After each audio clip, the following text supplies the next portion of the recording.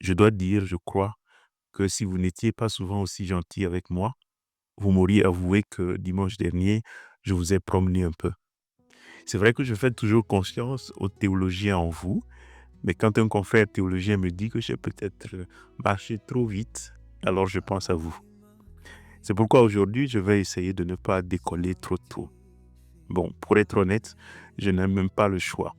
Je suis en week-end avec une soixantaine d'adolescents bourrés d'adrénaline et avant même de les voir vendredi, ils m'avaient bouffé la moitié de mon énergie en préparation durant la semaine. D'ailleurs, je nous confie à votre prière. Cela dit, serrez quand même les ceintures, c'est carême après tout.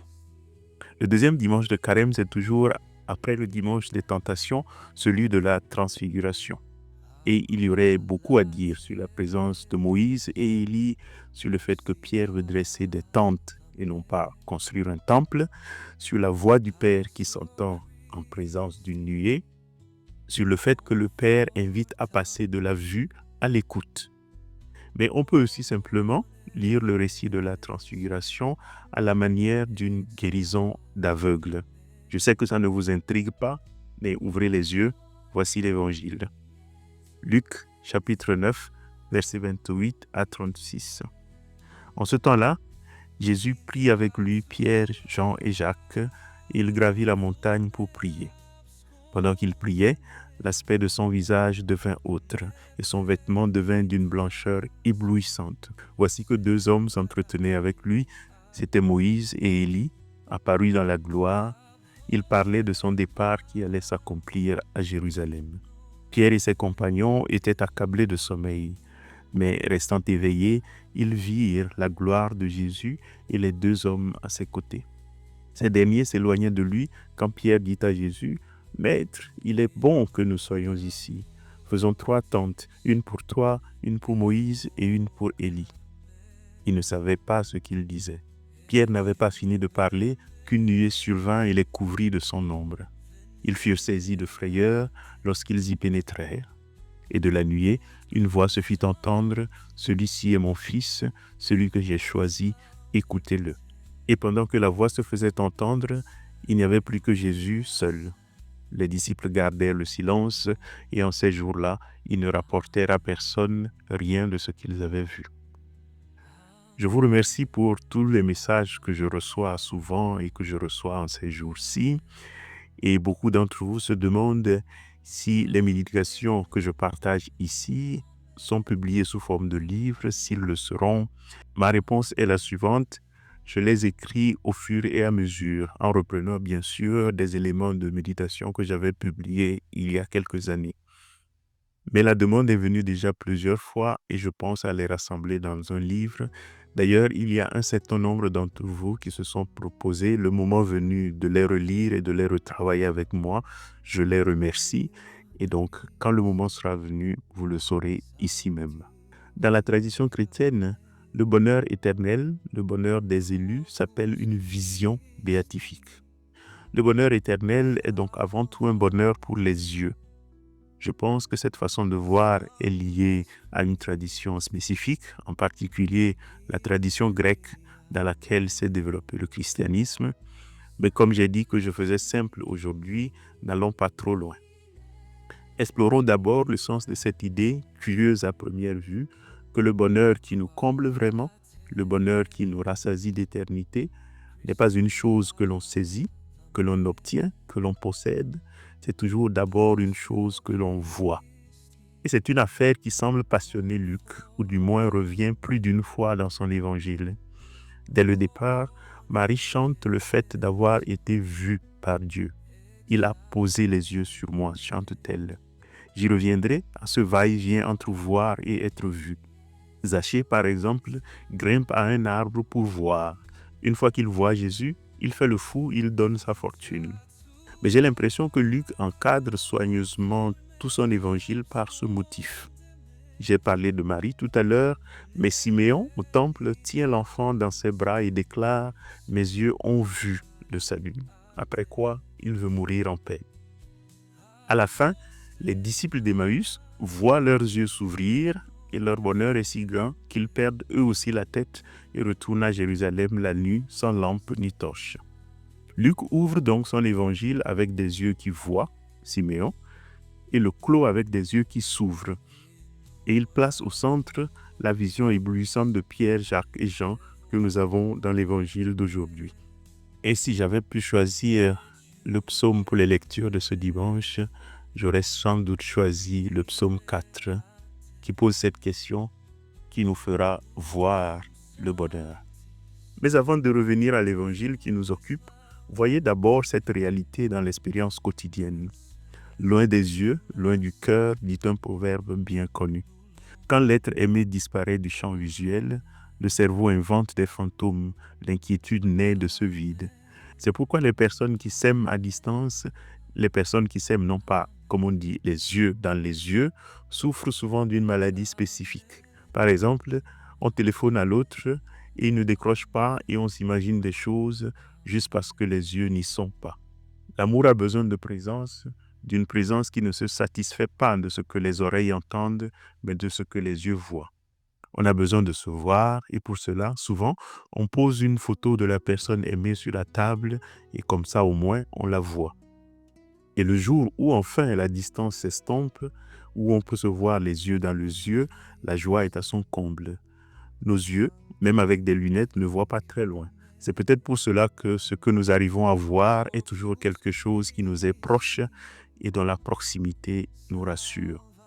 Il faut ajouter une deuxième chose. Il y a quelques dimanches, j'étais en visite chez un de mes confrères que je salue au passage et dans sa prédication, je l'ai entendu raconter l'histoire suivante. Un couple, installé depuis longtemps dans un quartier, venait d'avoir de nouveaux voisins. Quand elle faisait la lessive, la nouvelle voisine étalait le linge sur la terrasse en face. La femme allait chaque fois à la fenêtre et appelant son mari, elle lui faisait remarquer combien le linge de sa nouvelle voisine était sale et mal lavé. « Regarde Benjamin, la voisine a encore étalé sa lessive, mais regarde comment le linge est sale, c'est dégueulasse. » Comme ça commençait à se répéter, le mari était un peu gêné et un peu peiné. Un jour, sa femme étant occupée ailleurs, le mari a dû faire le ménage et le mari a pris bien soin de bien nettoyer la fenêtre qui engendrait le commérage. Quand la femme revint et que sa voisine avait de nouveau étalé le linge, elle appela son mari et lui dit « Ah Benjamin, viens voir, on dirait que la voisine a appris enfin à laver son linge. » Le mari sourit et ne dit rien. L'histoire montre que ce n'était pas le linge qui était sale, mais sa fenêtre à elle qui était sale. Mais l'histoire montre aussi que souvent, entre la réalité et nous, il y a comme une fenêtre sale qui a besoin d'être nettoyée ou comme un voile qui a besoin d'être déchiré pour nous permettre d'entrer dans ce bonheur qui consiste à voir les choses telles qu'elles sont. Je pense que c'est ce que les chrétiens veulent dire quand ils affirment que leur religion est une révélation. Révélation veut dire, dans une certaine mesure, enlever le voile pour voir ce qu'il y a derrière. Dieu a créé le monde, mais le péché a engendré toutes sortes de taches sur la fenêtre qui fait que nous ne voyons plus très bien. Un de mes écrivains favoris, G.K. Chesterton, a cette phrase que je ne me lasse pas de citer dans un livre que je viens de finir de traduire et que je ne publie toujours pas encore. Je cite « Si ça se trouve, nous n'avons jamais quitté le paradis. Et si nous ne le voyons pas, c'est la faute à nos yeux. » Fin de citation. Autrement dit, nous maudissons le linge taché, ignorant que c'est notre vitre qui est souillée. La foi chrétienne ose ce renversement. Notre bonheur n'est peut-être pas caché, mais simplement voilé par notre incapacité à voir. La révélation devient un soin des yeux et la transfiguration, cette affaire où Pierre, Jacques et Jean voient soudain, est peut-être aussi une affaire de guérison d'aveugles. Mais pour cela, pour le voir justement, il faut tenir le texte, pour ainsi dire, la tête en bas, le renverser. Tous les évangélistes qui nous rapportent l'affaire disent que c'est Jésus qui a été transformé devant les disciples, comme s'il avait changé un court instant avant de redevenir lui-même, comme s'il était passé d'un état à un autre par une sorte de métamorphose. Mais on peut aussi demander, et si c'était l'inverse ? Et si ce n'était pas Jésus qui a changé, mais les apôtres qui ont été guéris un court instant de leur aveuglement? Ce jour-là, sur la montagne, Pierre ne voit peut-être pas un autre Jésus, un Jésus transfiguré, un Jésus différent. Peut-être il voit seulement enfin Jésus. La lumière ne vient pas des vêtements, elle jaillit de ses propres yeux décrassés. Moïse et Élie ne surgissent pas du néant, ils étaient déjà là, toujours déjà là, mais invisibles. Ce n'est pas le maître qui rayonne soudain, c'est Pierre qui cesse d'être aveugle. Jésus n'a pas revêtu une gloire empruntée. Les disciples, un instant, ont juste perdu leur myopie spirituelle. Et ce n'est pas une interprétation qui vient de moi. C'est une interprétation qui vient des tout premiers siècles, qui a été maintenue et déployée dans la tradition mystique et surtout chez les orthodoxes.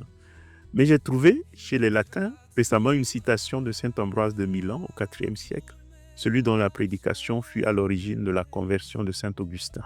Il écrit « Peut-être aussi, Jésus permit que les disciples soient appesantis par le sommeil afin de voir l'image de la résurrection qui suivit le sommeil.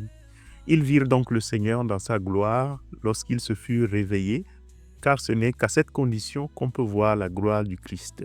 Pierre en fut ravi de joie et la gloire de la résurrection captiva celui que les délices du siècle ne devaient pas séduire. » Fin de citation.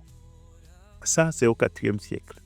Voir et être heureux, ce n'est pas voir une autre réalité, c'est voir la réalité autrement. C'est sortir du sommeil, dit saint Ambroise. Mais il y a un philosophe catholique français, plus proche de nous dans le temps, qui l'a dit de nos jours à sa façon. La révélation, dit Jean-Luc Marion, c'est lorsque l'invu devient visible.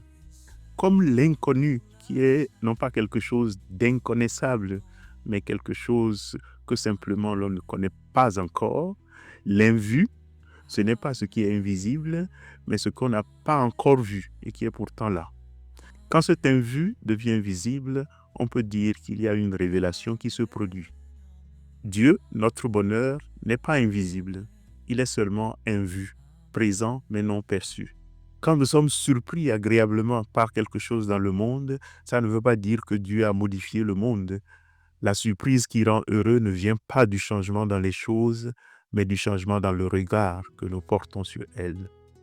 C'est peut-être cela qui est rendu possible à Pierre et aux autres sur la montagne de la Transfiguration. Ce qui était toujours sous ses yeux et qui était invu, lui est devenu soudain visible. Pour la première fois, je crois, il voit vraiment Jésus. Il le voit comme on le verrait sans filtre. Pierre, depuis des mois, marche avec Jésus. Il connaît le rythme de ses pas, le son de sa voix, les plis de son manteau. Il a vu ses mains guérir, ses yeux croiser ceux des exclus, sa silhouette se pencher sur les enfants. Mais ce jour-là, sur la montagne, quelque chose change. Comme si quelqu'un avait lavé les fenêtres devant les yeux de Pierre pour qu'il voie, pour un instant, juste un court instant, ce qu'il voit tous les jours sans vraiment le voir. Dire que le bonheur passe par les yeux signifie peut-être exactement cela. Ce que je cherche toute ma vie, ce que je désire pour être heureux et que je crois loin quelque part et que je poursuis, est peut-être tout près de moi. Mon seul malheur est de ne pas le voir. Et si tel est le cas, ce dont j'aurais besoin, c'est que quelqu'un m'ouvre les yeux, me nettoie les fenêtres, m'offre la grâce de voir enfin, afin d'être rassasié et de ne plus courir à en perdre le souffle. Et c'est là l'œuvre de la grâce. Elle agit comme le mari dans l'histoire de tout à l'heure. Elle ne blanchit pas le linge, elle nettoie la vitre. Et vous aurez remarqué la chose. Oui, vous avez vu, aujourd'hui Pierre est un homme heureux. Tellement heureux qu'il parle comme quelqu'un qui a bu un verre de trop. Fouillez les évangiles et vous verrez que ça lui arrive très peu souvent. C'est pour cela qu'il convient de s'y arrêter, de célébrer ça avec lui. Le plus souvent dans les évangiles, il est en mauvaise posture. Il dit un mot de travers, il fait un pas qu'il enfonce et se fait tancer ou rattraper par Jésus. Mais si vous y regardez de près, Luc est l'évangile le plus tendre et le plus doux avec Pierre. Et aujourd'hui, il nous confie, comme un aparté, que Pierre parle, mais en fait, il ne savait pas que dire. J'en conclus, il parle comme quelqu'un qui est dépassé par le bonheur. Ses yeux brûlent de lumière, les joues chaudes, ses mots déraillent. Il vient de voir ce qui n'est pas permis, un visage devenu soleil, des morts vivants, son cœur est en paix, il ne veut plus descendre. Et lui, le pécheur, le parleur né, se retrouve à bredouiller des bêtises. Planter des tentes, mais au compte, il s'oublie. Il en veut pour tout le monde sauf lui. À partir d'ici, il y aurait beaucoup de choses à dire. Primo, le bonheur qui naît du fait de voir vient de la surprise que ça provoque. On se croyait en terrain conquis, on croyait qu'on maîtrise et on est littéralement ravi, arraché à soi-même. L'inconnu vient bousculer les frontières du connu, l'invu vient déranger les logiques du visible et notre monde est chamboulé. Et le plus curieux, c'est que ça nous rend heureux. Les amoureux savent ce genre de truc. L'autre débarque dans votre vie, il la retourne de fond en comble et au lieu de vous en plaindre, vous semblez le supplier tous les matins de ne surtout pas s'arrêter. Premier élément donc, la surprise. Secondo, voir est lié au bonheur parce que le bonheur est lié à la beauté. Il est bon, il est beau que nous soyons ici, dit Pierre. Et ce qu'il déclare là est une expérience universelle. Devant une véritable beauté qui nous saisit, qui n'a jamais ressenti cette envie de s'installer, de dresser des tentes, de rester là à regarder, de ne plus partir. Tertio, pour cette raison même, toute la discipline des sacrements de l'Église est comme un entraînement à ouvrir les yeux, à apprendre à voir. On vous montre le pain à la messe et la question derrière me semble toujours la suivante. Est-ce que tu fais partie de ceux qui voient vraiment ce qu'il y a derrière ce pain ou bien fais-tu partie de ceux qui n'y voient rien? Est-ce que tu arrives à voir au-delà du pain dans l'Eucharistie, au-delà de tes péchés dans la confession, au-delà de l'eau du baptême dans le sacrement du baptême, au-delà de cet amour humain si fragile dans le sacrement du mariage? Vois-tu? Et ça vient toujours avec la promesse. Si tu vois, alors tu seras heureux. Vois-tu au-delà de ce prochain qui est un imbécile, un enfant de Dieu, un frère ou une sœur? Ce genre de questions, on pourrait les multiplier à l'infini.